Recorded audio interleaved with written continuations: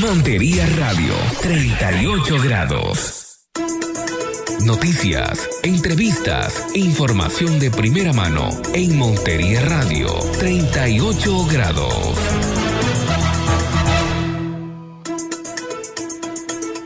Once de la mañana, 30 minutos, amables oyentes de Montería Radio, tu emisora virtual, Montería Radio 38 grados. Bienvenidos a la más completa información de los hechos más importantes ocurridos en Montería y el departamento de Córdoba en las últimas horas.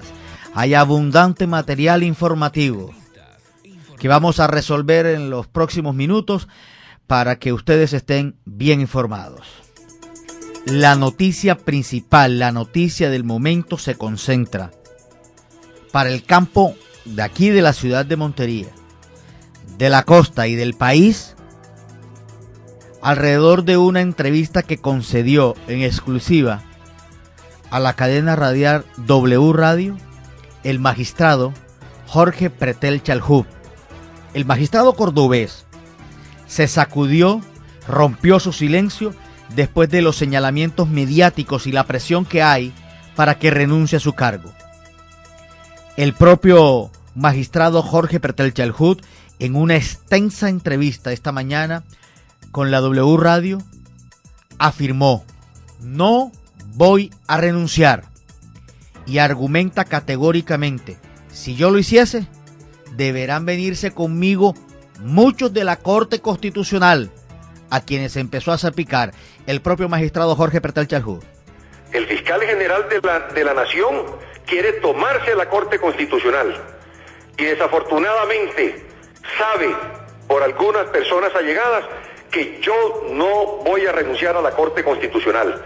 No voy a renunciar. Si renuncio, nos vamos todos, porque es sumamente grave lo que hay allí. Lo que quieren hacer los magistrados es lavarse las manos y creer que todo el problema del derecho, todo el problema de la justicia, se acaba retirándose Jorge Pretel. El magistrado del departamento de Córdoba, presidente de la Corte Constitucional, Jorge Pretel Chalhub, hoy en el ojo del huracán por la cantidad de noticias y el show mediático que se ha desatado alrededor de el magistrado, aseguró que bajo sus declaraciones hay muchas cosas que el país debe conocer. Es más, fue mucho más allá. Aseguró: yo no voy a renunciar, pero el fiscal general de la Nación sí tiene que responderle al país por la conversación que tuvo conmigo cuando me dijo, para tratar de convencerme, que le ayudara para que la FARC no pagaran un solo día de cárcel, para legitimar lo que se está haciendo en el proceso de paz. Y ahora, mucho más allá, asegura el propio magistrado Jorge Pretel Chalhub en esta entrevista exclusiva a la W Radio, que sus colegas magistrados sí tienen tráfico de influencia y que puede demostrarlo. Es más, da nombres propios y los familiares que están involucrados en ese mismo caso. Y además agrega que cuando se refieren al caso de Gilma Jiménez, de Gilma Londoño, la exfiscal, la exdirectora de fiscalías en la ciudad de Montería, hay un caso muy puntual que debe saberse. Reconoce que sí recibió correos, pero para poder organizar la planta de la fiscalía en la ciudad de Montería, y no porque fuese su potestad, sino para tratar de explicarle al fiscal general de la Nación la urgente necesidad de hacerlo, y asegura que eso fue en el año 2013. Los medios de comunicación han obviado una serie de introducción que hace la señora directora seccional de Fiscalía, donde dice textualmente: doctor Pretel, le adjunto un oficio enviado a la doctora Gloria Ortiz, esa, la misma que hoy es magistrada del doctor Eduardo Montealegre y quien era su asistente, para que por favor le diga que nos ayuden a organizar la planta de personal del Tuvimos la oportunidad de Córdoba de reconocer a grandes futbolistas que... El propio magistrado de la Corte Constitucional, Jorge Pretel Chalhub, pero fue mucho más allá. Jorge Pretel ha destapado en este escándalo que se ha suscitado alrededor de su nombre y de esta situación ocurrida a través del abogado Víctor Pacheco y todo lo que se ha conocido, que si recibió o no recibió los denominados 500 millones de pesos en esa intermediación, ha dicho, aquí hay muchas cosas claras que debe conocerle el país, y no a través de filtraciones de lo que le conviene a la Fiscalía General de la Nación, de la que dice, ahora me viene a acusar a mí de tráfico de influencias. Palabras más, palabras menos, el magistrado ha dicho, no miren el sucio en el ojo ajeno, sino la viga que tienen en la vista. En este caso, de la Fiscalía General de la Nación, el magistrado Jorge Pretel. Y resultó que nunca lo nombraron, pero sí lo hice. Y para que además, teniendo él una camioneta, no sé si del Consejo Superior o de la Policía Nacional, y teniendo por mi seguridad, porque fue interceptado un señor de los urabeños, donde claramente decían todos los movimientos, y eso está registrado en la policía, y lo hablé en su momento con el comandante del ejército, y posteriormente lo hablé con el actual comandante Juan Pablo Rodríguez sobre el riesgo de mi vida en el departamento de Córdoba, donde había interceptaciones que yo las conocí y las conoce el Consejo Superior de la Judicatura, en donde los paramilitares tenían todos los movimientos de la salida de una finca a otra.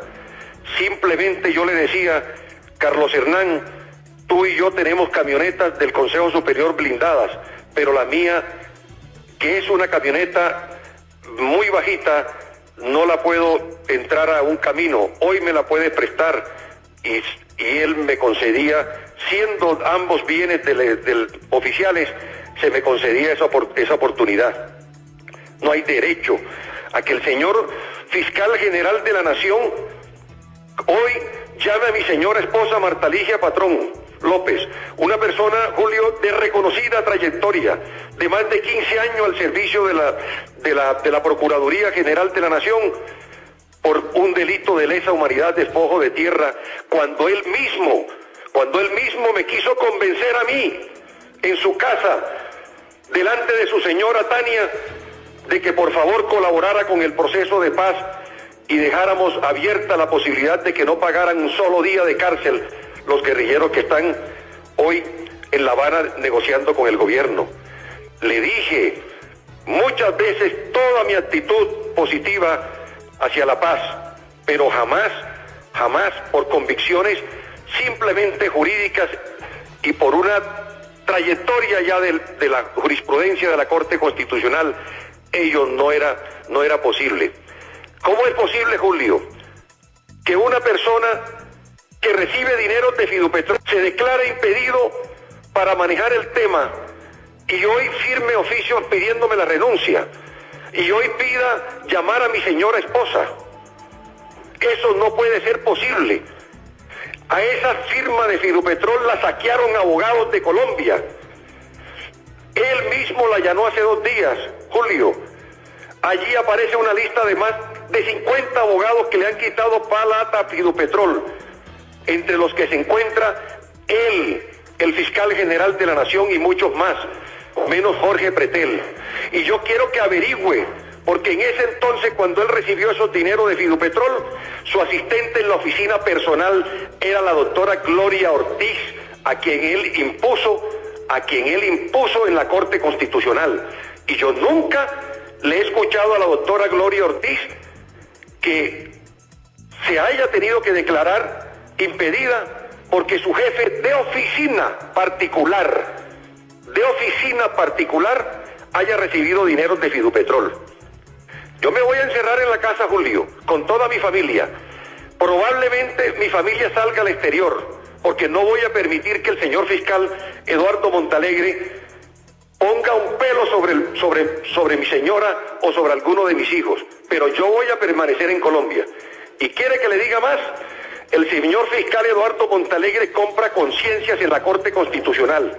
A mí no. Le nombró al doctor Eduardo Mendoza, a Gabriel Eduardo Mendoza Martelo, a su hermano, fiscal ante el Tribunal de Barranquilla, con 20 millones de pesos. Le nombró al doctor Jorge Iván Palacio, director administrativo de Antioquia, para que manejara a su antojo la regional de Antioquia. Todo esto me lo ha dicho la señora Gloria Ortiz. Y le nombró también al doctor Luis Ernesto Vargas a su hermana. Pero al doctor Luis Ernesto Vargas no le basta que le nombren a la hermana. Hizo nombrar también su esposa en la Procuraduría. Hizo también nombrar a su hija en la Contraloría. A eso se dedican ellos. Que me pruebe el país, Julio, si yo he nombrado durante los 6 años que llevo de magistrado a un solo familiar. Eso sí me da para renunciarle el lunes, el martes. Mi señora esposa y mi hermana trabajan hace 14 años y 7 años y 8 años en la Procuraduría General. Ese es el magistrado Jorge Pretel en esa entrevista exclusiva con la W Radio y que aquí estamos reproduciendo apartes. Es contundente el magistrado, el presidente de la Corte Constitucional.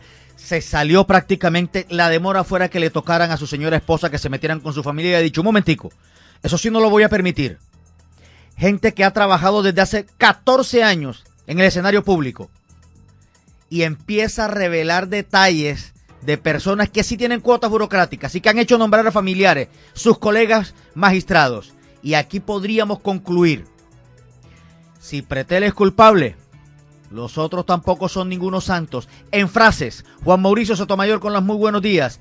¿Qué fue lo que dijo en esta extensa entrevista a la W Radio el magistrado Jorge Pretel? Gustavo, a través de las redes sociales y a través del sitio web oficial de W Radio, quien fue el medio que transmitió esta entrevista exclusiva, han recopilado las frases más importantes o más contundentes que dio el magistrado Pretel durante su entrevista. Abro comillas, al fiscal Eduardo Montealegre nunca le han encontrado nada que me relacione con el caso de Fidupetrol, cierro comillas. Esto fue lo primero que dijo el magistrado Pretel en torno a esta entrevista. Gustavo, cabe destacar que en torno a este tema al fiscal general en las últimas horas le aparecieron 2 facturas por 96 millones de pesos en una lo que sería una asesoría en el caso Fidupetrol, Gustavo. Abro comillas, otra de las frases, no voy a renunciar a la Corte Constitucional, si renuncio yo, nos vamos todos. Fue la frase más contundente de esta entrevista, porque con esto Pretel estaría dejando en entredicho toda la parte de honestidad de la Corte Constitucional de Colombia.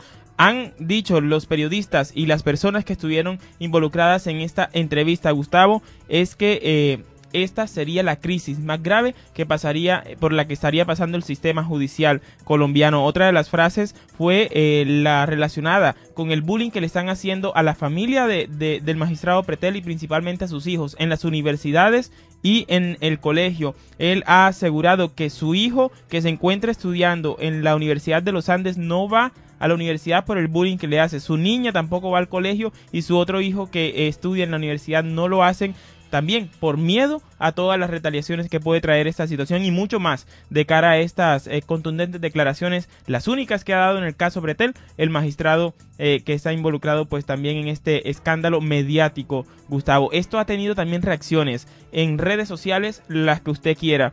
Las tendencias principales en el país en este momento en Twitter son la palabra Pretel y la palabra Montealegre. Por el lado de Pretel, una de las frases que más destacan y que más retweets ha tenido en la red social Twitter ha sido la que ha manifestado, permítame y le digo. Bueno, en este momento se me escapa aquí la frase, una de las, por el lado de Montealegre, la palabra Montealegre, una de las más contundentes es la que ha dado @opinión crítica C. Deben renunciar todos los corruptos, empezando por el fiscal Eduardo Montealegre y los mal llamados magistrados. Gustavo, es la frase que más retweet tiene en este momento en la red social Twitter. Y por el lado de Pretel, permítame si logro encontrar esta frase que destacamos aquí en la medida en que la tenga, Gustavo, se la voy a dar. El fiscal me invitó a su casa para convencerme de no dar cárcel a la FARC. A mí no me convenció. Jorge Pretel ha sido una de las que más en estos momentos se está moviendo en la red social Twitter y en todas las redes sociales le está dando vuelta el mundo. Jorge Pretel empieza a sacudirse, a defenderse, rompió su silencio y empiezan a revelarse verdades. Gustavo, hoy lo que muestra esto es que hay una deslegitimación totalmente de la Corte Constitucional. Y es que hablan al respecto de lo siguiente. Pretel dice, no voy a renunciar, y los magistrados han asegurado que si Pretel no renuncia, no van a poder sentarse a discutir ningún tema judicial en el país, en la Corte Constitucional. Esto pondría, pues, en una crisis completamente a la justicia del país. Cambiemos de tema. Atención. La Sala Penal de Conjueces del Tribunal Superior de Montería resolvió en favor de la Fiscalía la apelación que presentara la defensa del detenido y confeso asesino del director de regalías de la Gobernación de Córdoba, Jairo Alberto Zapa Pérez, en la que invocaba violación al debido proceso. La lectura del fallo se dio esta mañana en una audiencia realizada en el Palacio de Justicia de la ciudad de Montería. El conjuez de la Sala Penal del Tribunal Superior, Nilson Cuavas, leyó el auto donde se niega la nulidad de la imputación de cargos que invocó la defensa del confeso asesino de Jairo Zapa. Desde el pasado 3 de diciembre de 2014, la defensa de Joycer Hernández apeló la decisión de un juez de control de garantías que, a petición de la Fiscalía, negó que le cambiaran los delitos imputados por el preacuerdo que se obtuvo para que confesara el sitio donde se encontraban los restos de Jairo Zapa. En términos castellanos, la defensa de ese confeso asesino argumentó ante el juzgado de control de garantías que su defendido debía recibir beneficios judiciales en el cambio de la imputación de cargos, es decir, pasar de homicidio agravado a homicidio simple, que le quitaran desaparición forzosa o agravada por el delito solamente de homicidio simple, y que obviamente representaba una amplia rebaja de penas en lo que corresponde al sistema judicial del territorio colombiano y con base en la imputación que le hiciera.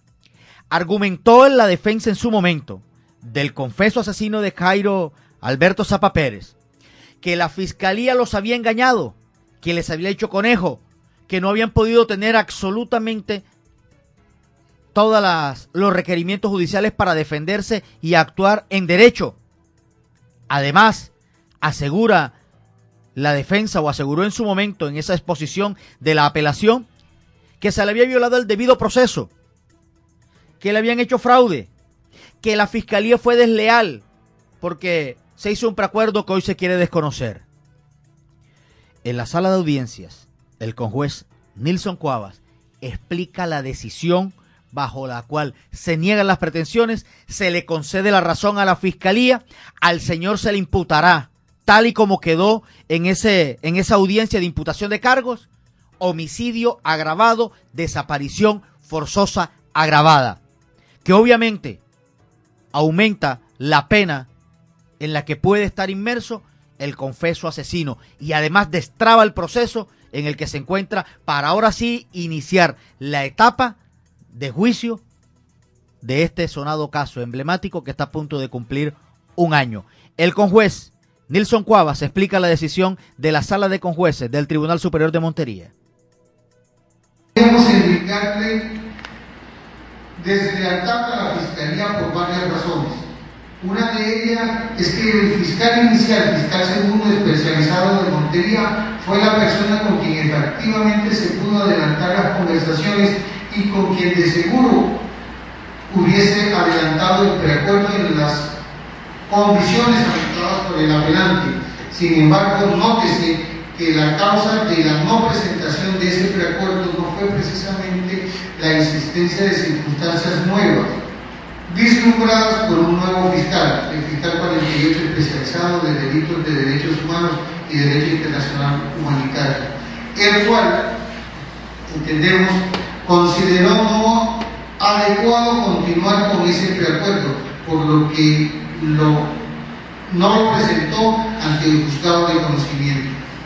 Frente a este tema, de los audios se puede extraer que efectivamente existía entre el imputado y la Fiscalía conversación sobre la probable configuración de un preacuerdo.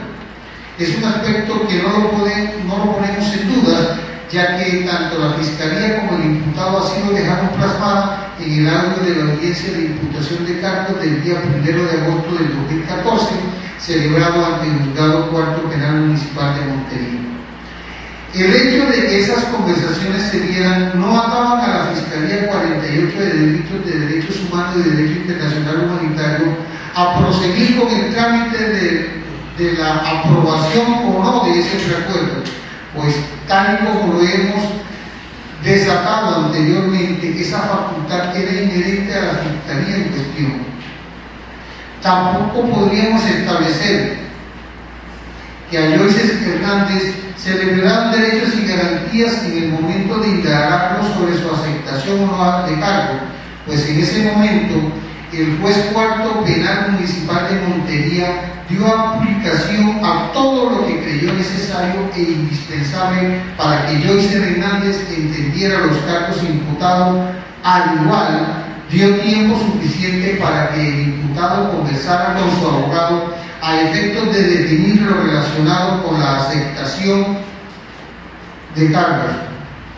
El hecho de que el imputado y su defensor creyeron que podían obtener mejores condiciones con un preacuerdo que con la aceptación de cargo fue un aspecto mal valorado tanto por el imputado como por su defensor, toda vez que por lo menos el defensor de Yoiser Hernández, por sus conocimientos jurídicos, podría prever que esa imputación podría ser adicionada o variada, pero tomaron ese riesgo que hoy no podemos tenerlo como un engaño o una falta de lealtad procesal por parte de la Fiscalía. Revisada la actuación en consecuencia, no se detecta irregularidad trascendente que invalide lo actuado. Por el contrario, se observa que en el desarrollo del proceso fueron respetadas las reglas y garantías procesales. En efecto, la nulidad alegada por el censor no está llamada a prosperar, pues en el trámite no hay irregularidad que conduzca a la invalidación por afectación a la estructura del proceso o el desconocimiento del derecho de defensa. Recuérdese que en materia de nulidades no se trata de exponer lo que bajo la óptica de quien la alega debió presentarse de caras a sus particulares intereses, sino de respeto por las garantías procesales.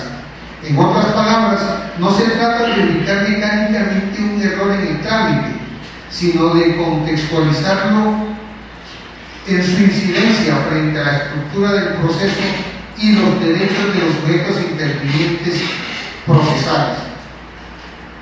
Es de recordar que la Corte ha sido persistente en sostener que la declaratoria de nulidad en materia penal se rige por un criterio material que exige para su reconocimiento la demostración de que el vicio es trascendente, bien porque afectó las garantías de los sujetos procesales o porque socavó la estructura formal o conceptual del debido proceso, por omisión a criterio formal, que requiere para la ineficacia del acto la simple demostración de la existencia de ese vicio.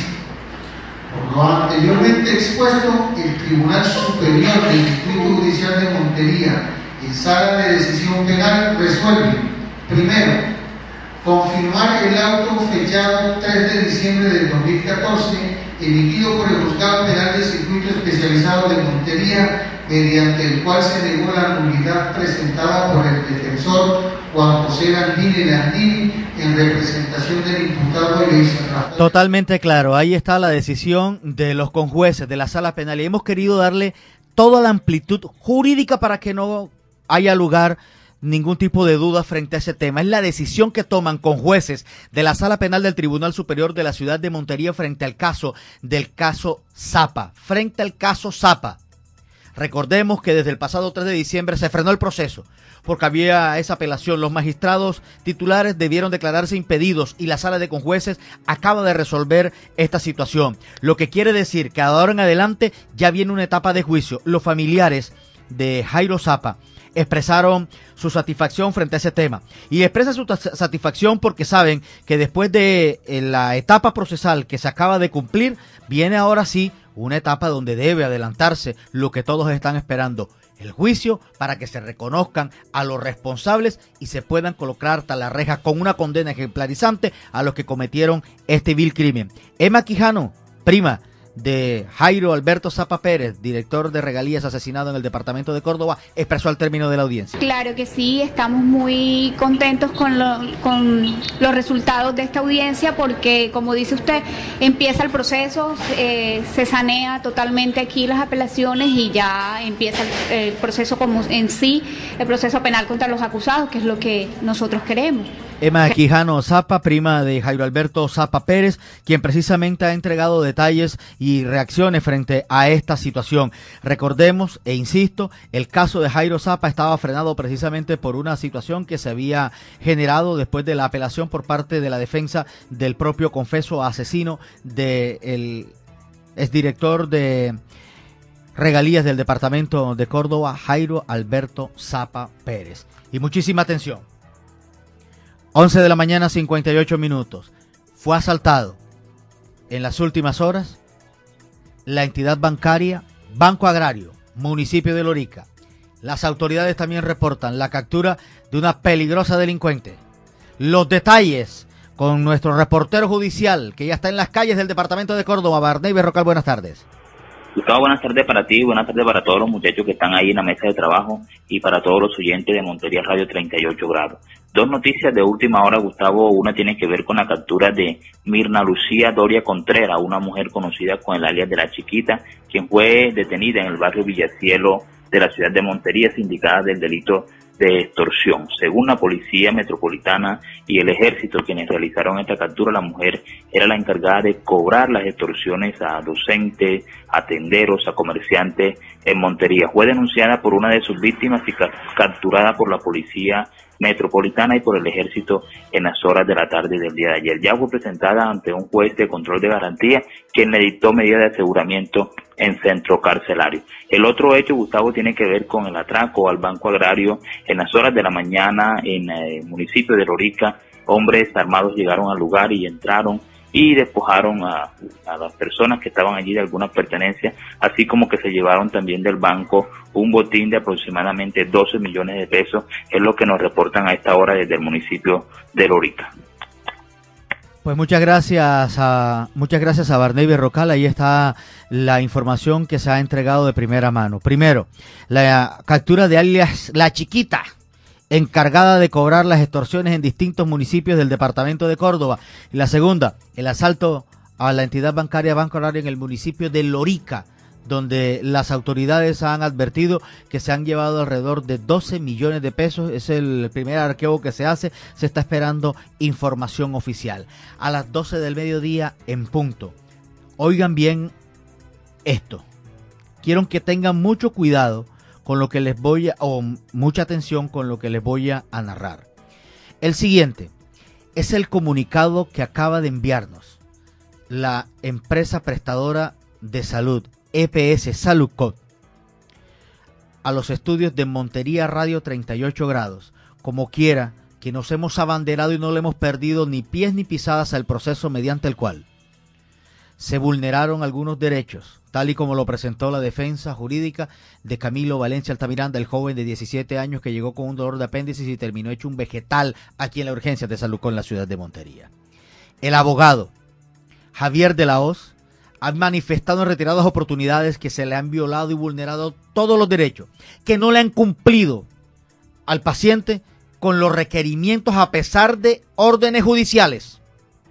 E incluso, oigan bien, porque aquí viene el detalle, el abogado solicitó la orden de arresto para Gustavo Raad, el representante legal a nivel nacional de Saludcot, y de inmediato, cuando se le tocan las fibras al jefe máximo de la Saludcot, empiezan los comunicados. Y ahora sí empieza a responder Saludcot cuando se ven aprietos, porque está a punto de irse a la cárcel, si el juez así lo considera en la ciudad de Montería, el representante legal de Saludcot.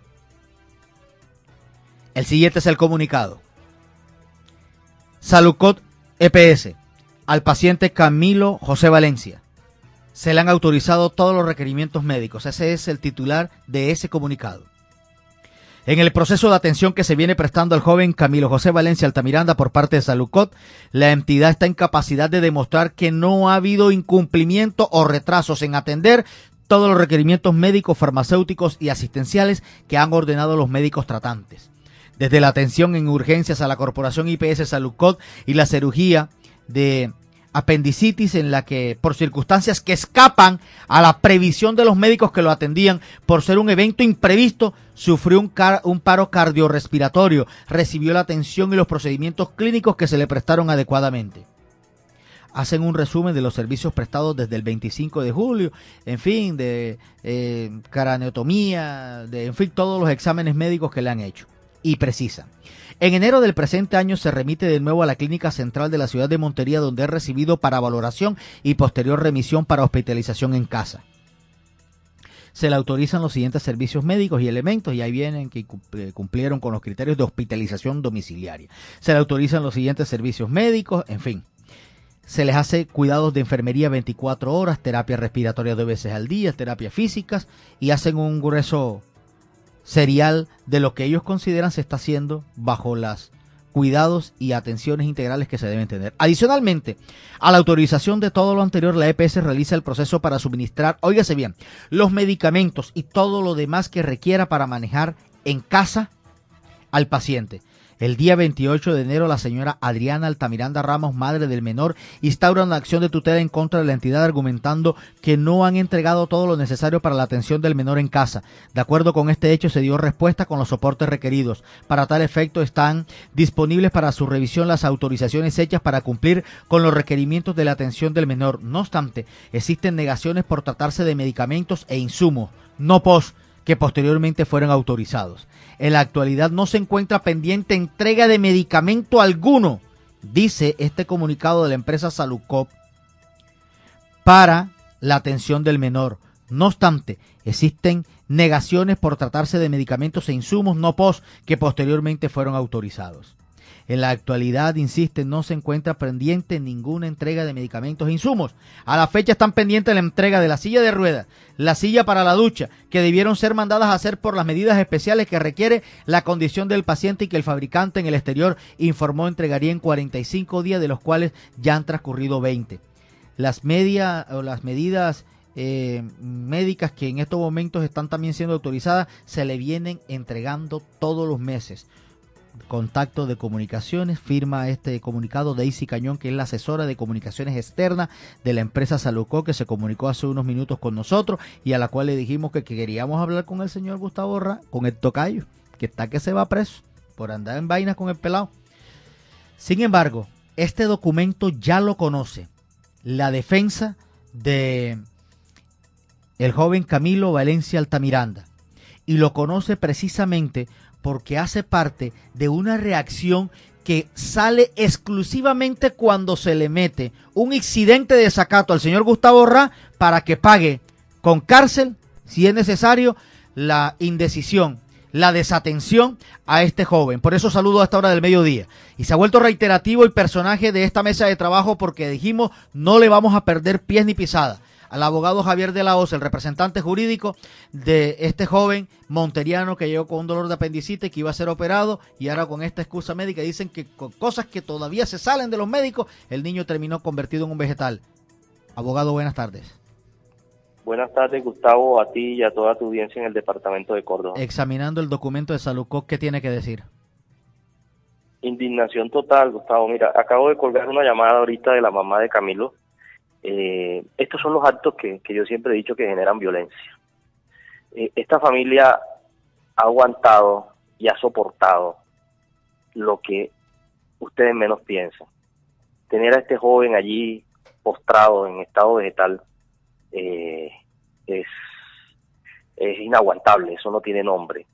Pero que venga Saludcop a decir que ha cumplido con todos los requerimientos médicos, eso no tiene presentación.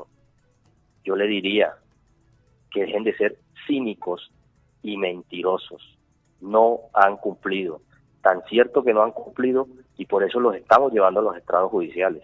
Esto no tiene presentación. Desde el primer momento en que se presentó la queja ante la Superintendencia Nacional de Salud, salieron a decir que ellos emitían las órdenes médicas, y eso es cierto, emiten las órdenes médicas, pero cúmplalas.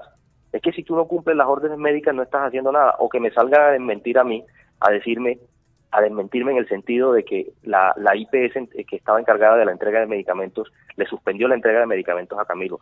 Sí, se lo suspendió, Y me reitero en eso, y me reitero en los incumplimientos, y me reitero en la orden de arresto. Vamos a ir hasta las últimas consecuencias y vamos a ir con más razón ahorita al ver el cinismo, el descaro y la desfachatez de Salucó. Vamos a seguir por orden de mando hasta el representante legal de Salucó, porque tiene que responder por el daño que se le causó a Camilo Valencia y a toda esta familia. Yo lo miro de la siguiente manera y quiero compartir este comentario con usted, abogado.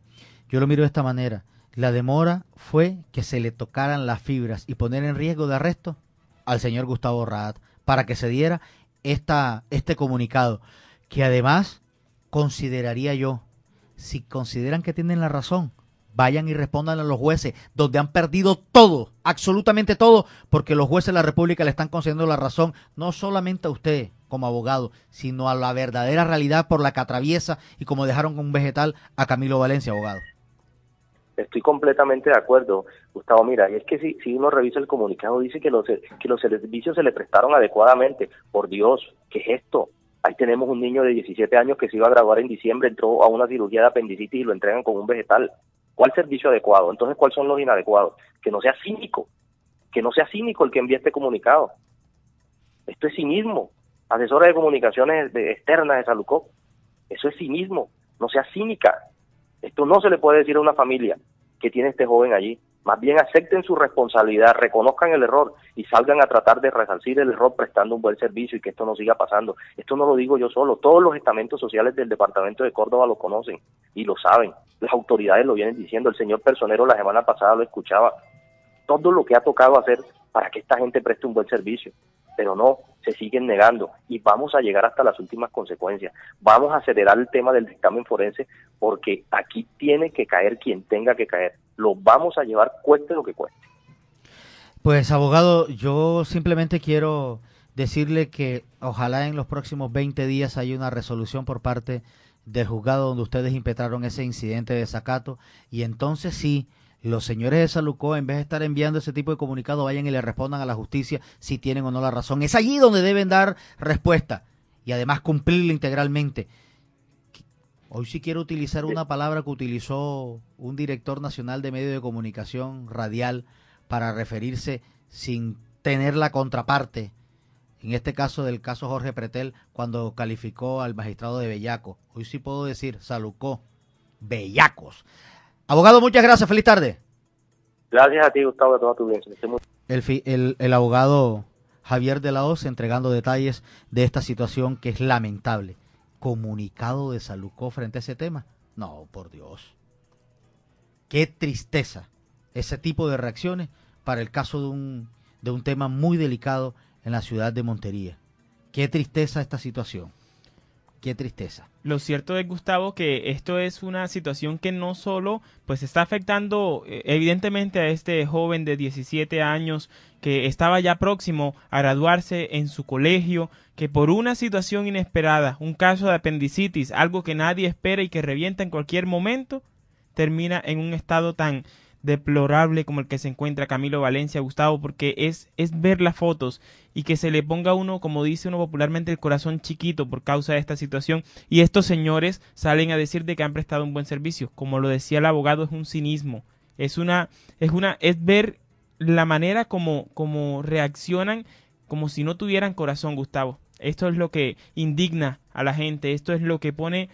Y lo que decía el personero, que muchos reaccionen de manera violenta, que muchos lleguen a causar tragedias y que después el culpable es el familiar, que es quien sufre esta situación.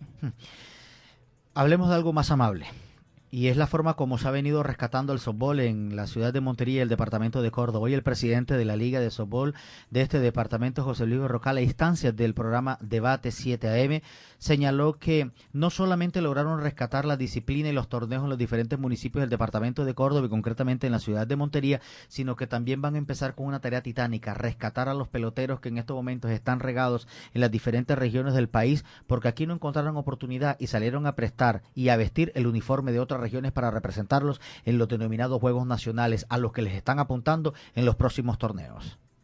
Tuvimos la oportunidad de reconocer a grandes softbolistas que dejaron mucho por el departamento y por Colombia. El caso de Jorge Berrocal, el caso de Rodrigo Romero, el popular Pipa, Martín Ortega, Luis Martínez, el popular Chicho, y otros que lamentablemente no pudieron acompañar, pero que lo teníamos pendiente, como es el caso de Roger Argumedo, el popular Carabina. Teníamos también a Jorge David Díaz, lo íbamos a reconocer, pero bueno, ellos no pudieron ir por diferentes motivos. A estos deportistas que parece de mentira, pero esos detallitos los ponen muy contentos, porque el deportista lamentablemente en Córdoba, ustedes saben que no recibe nada, siempre da todo por el departamento y son pocos los que pueden retribuírsele a ellos. Entonces estos son detallitos que ellos se sienten bien y que hacen feliz a los deportistas. Y creo que es una muy buena intención lo que se está tratando de hacer por parte de la Liga de Softball del Departamento de Córdoba. Ojalá puedan rescatar, conformar un mejor equipo y empezar a mostrar lo que eran antes. Una verdadera selección Córdoba competitiva para los Juegos Nacionales. 12 del mediodía, 12 minutos. Otro tema de esos que a uno le agradan. Ver cómo crecen algunas instituciones educativas y están ranqueadas entre las mejores. Ya salió el escalafón con además exaltaciones para algunas instituciones en la ciudad de Montería. Juan Mauricio. Sí, señor. Para la Secretaría de Educación de Montería y la administración del alcalde Carlos Eduardo Correa, es motivo de orgullo que entre las 500 mejores instituciones seleccionadas por el Ministerio de Educación Nacional a nivel país se encuentren en la categoría media que evalúa estudiantes de 10º y 11, los planteles oficiales Antonio Nariño, La Inmaculada Nuestra Señora de Fátima, Normal Superior Mercedes Ábrego y en la Institución Educativa Nacional en el casco urbano de Montería, y en la zona rural la Institución Educativa de Patio Bonito. Asimismo, en esta categoría, pero en colegios privados, se encuentran en este buen posicionamiento el Colegio La Salle, el Colegio Latino y el Colegio Juan Pablo II. En la categoría de secundaria, que evalúa a estudiantes de 6º y 9º grado de bachillerato, se exaltó el trabajo del Gimnasio Campestre La Sagrada Familia Liceo Montería y nuevamente repite el Colegio La Salle, Gustavo. En el plantel, en estos pues en orden privado, que se encuentran pues en esta categorización que ha hecho el Ministerio de Educación Nacional. La Inmaculada y Nuestra Señora de Fátima se encuentra también entre esta categoría dentro de las 500 mejores a nivel nacional. Según la secretaria de Educación de Montería, Catalina Mariño, abro comillas, estamos recogiendo frutos de todo lo sembrado por la Secretaría y la Administración Municipal y que le ha apostado pues a la calidad educativa en la ciudad de Montería. Finalmente explicó que este ranking es un proceso que involucra a maestros, rectores, niños y padres de familia en la responsabilidad por la educación de sus hijos. Gustavo. Así es, y es una situación bien interesante para la ciudad de Montería, entendiendo que es donde están precisamente nuestros pequeños para educarse, para formarse, y qué bueno que la ciudad de Montería está en estos momentos, busca posicionarse como de las mejores instituciones en el territorio colombiano. Y hay una noticia bien interesante sobre el tema de la Universidad de Córdoba. A propósito del tema educativo, hay una amenaza de muerte que se ha denunciado por parte del Sindicato de Trabajadores. Y allí precisamente hay un reporte por los dirigentes sindicales frente al tema. Ha señalado que es preocupante la situación. Bueno, anteriormente sobre la amenaza que se hizo a través de un mensaje de texto que fue dirigido directamente al celular del compañero Ferli Negrete, también representante de la Junta Directiva de Aspeunicorp, donde le llegó un mensaje donde nos tildaban a varios de los sindicalistas, de gestores de las diferentes actividades que establecen un grupo de estudiantes al interior de la universidad, como es un grupo denominado JM19, el cual dicen que somos patrocinadores, nos tildan de guerrilleros, revolucionarios y de ladrones. En este mensaje de texto incluyen a un representante de Sintonicol Nacional, Diógenes Ayazo Tafur, al presidente del sindicato de los sindicatos de los profesores, compañero José Gabriel Flores, hoy representante de los docentes ante el Consejo Superior de la Universidad de Córdoba, a mi persona, Estefan Romero, presidente de Sintronicol, y a Ferli Negrete, que es el representante de la Junta Directiva de Aspeunicorp. Esa la declaración de los sindicatos o de voceros de los sindicatos de la Universidad de Córdoba, que dicen que están preocupados, una nueva amenaza que se cierne para la Universidad de Córdoba. Ahora son las 12 del mediodía, 16 minutos. Quiero saludar a esta hora del mediodía al diputado Orlando Benítez, es el presidente y vocero de la bancada liberal en la Asamblea del Departamento de Córdoba. Diputado, buenas tardes. Buenas tardes, Gustavo, ¿cómo estás? A ti y a todo el público que nos escucha. Gracias, muy amable por atender esta llamada de Montería Radio 38 grados, tu emisora virtual. Diputado, quería consultarle, hemos tenido toda esta semana un trabajo de conocimiento, de indagación, de tener todas las fuentes posibles para poder entender lo que ha ocurrido con el diputado Jorge Eduardo Benítez Buitrago. Inicialmente se conoció públicamente el fallo mediante el cual Cambio Radical lo sanciona sin la voz y el voto, dice que es de septiembre del año pasado, que en enero de este año le dieron notificación a la Procuraduría y ayer sale un pronunciamiento de la diputada Leonor Teresa Martínez, su colega, en el recinto, señalando que junto con otros 5 diputados van a solicitar la renuncia del presidente de la Asamblea, Jorge Eduardo Benítez Buitrago, por considerarse inhabilitado. ¿Qué lectura hace usted de toda esta situación? Bueno, Gustavo, primero que todo yo tengo que decir públicamente a través de este importante medio que yo me encontraba fuera del país. Apenas llegué ayer por la noche aquí a la ciudad de Montería y no he podido tener conocimiento en persona de las situaciones que me acabas de describir. Lo que sí puedo manifestar es que indiscutiblemente voy a buscar aquella información que acabas de manifestar planteada por todas las partes para sacar mi propia posición y en los próximos días estaremos en nombre de mi partido pues sentando una posición como bancada.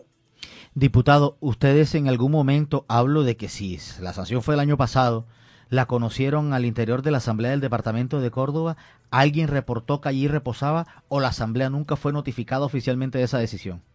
No, Gustavo, a diferencia del caso del diputado Oscar Ramírez, que vale la pena recordarlo, cuando en ese momento sí hubo notificación directamente de la mesa directiva sobre la sanción que el partido le dio, en este caso no conocemos como diputados que haya llegado ningún tipo de notificación a la corporación, cosa que pues para nosotros es bastante asombrosa.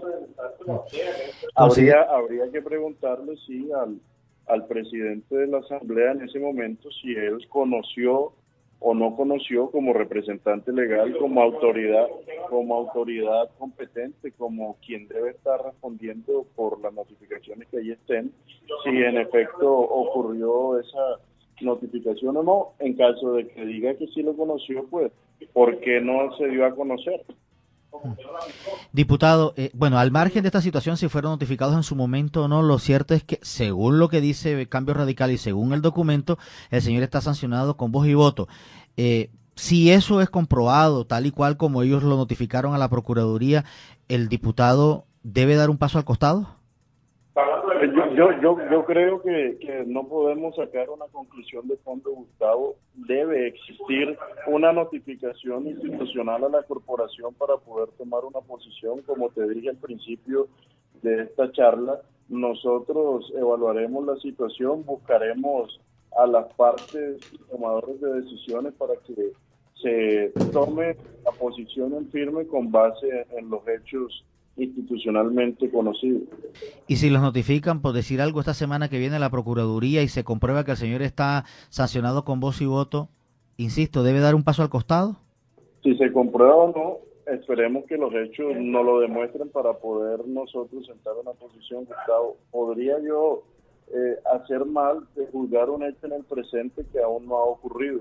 En su momento, ¿sí? Y estamos hablando, sea un día, 2 días, 3 días, una semana, no sé, cuando los hechos ocurran, tomaremos una decisión sobre realidades ciertas con base en la verdad. Diputado, ¿y no se corre el riesgo de seguir sesionando muy a pesar de alguna advertencia que más tarde les pueda costar a ustedes una investigación disciplinaria de ratificarse que el señor sí está sancionado con la pérdida de la voz y el voto? Institucionalmente, vuelvo y repito, Gustavo, nosotros y yo, Orlando Benítez, ni mi partido ha conocido ningún tipo de notificación.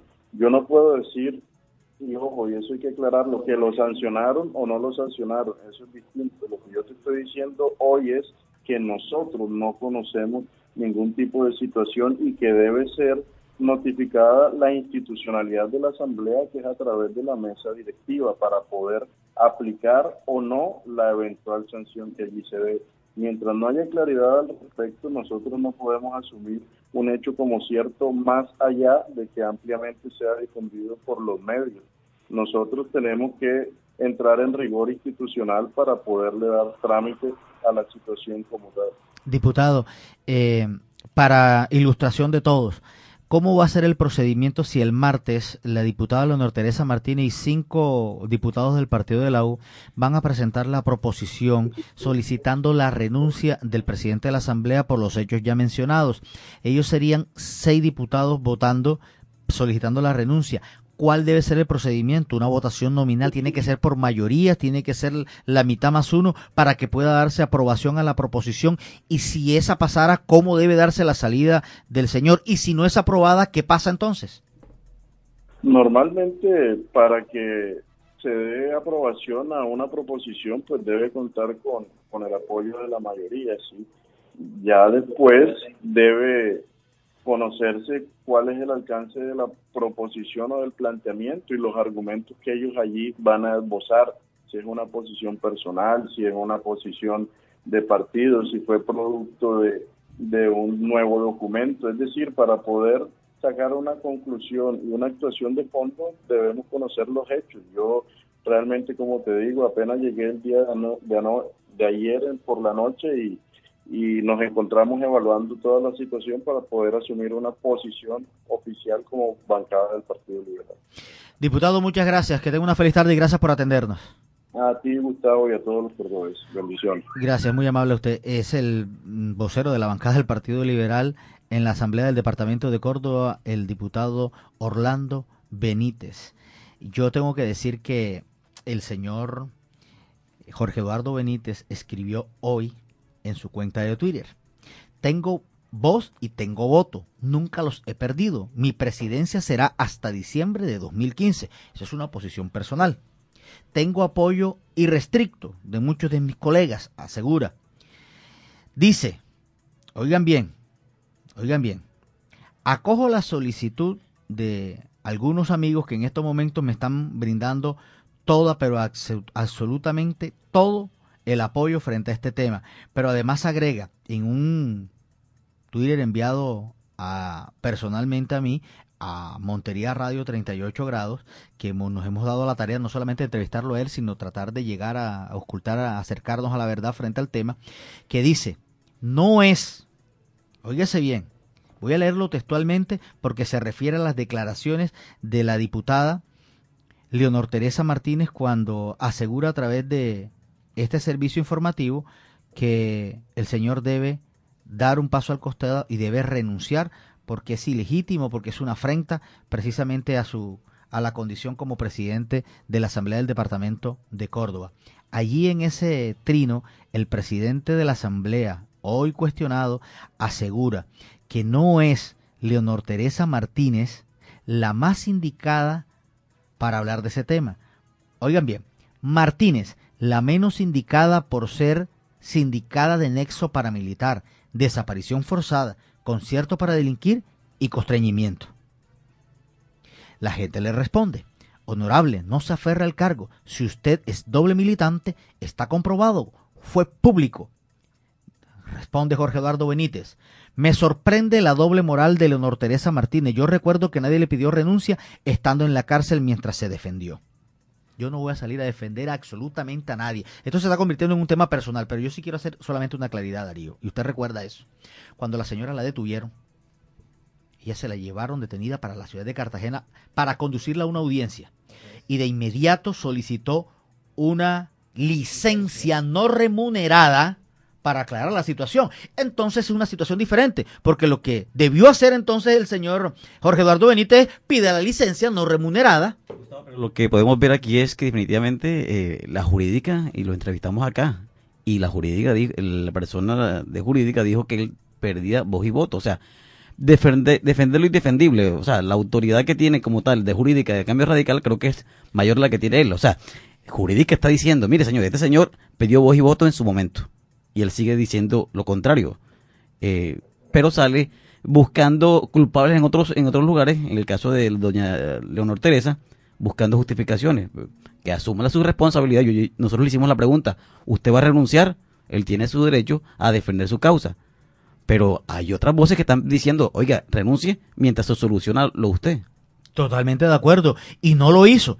Entonces, ahí es donde viene el tema. Yo no entiendo en estos momentos la decisión que el mismo diputado o la forma como trata de defenderse, porque lo convierte más en un tema personal.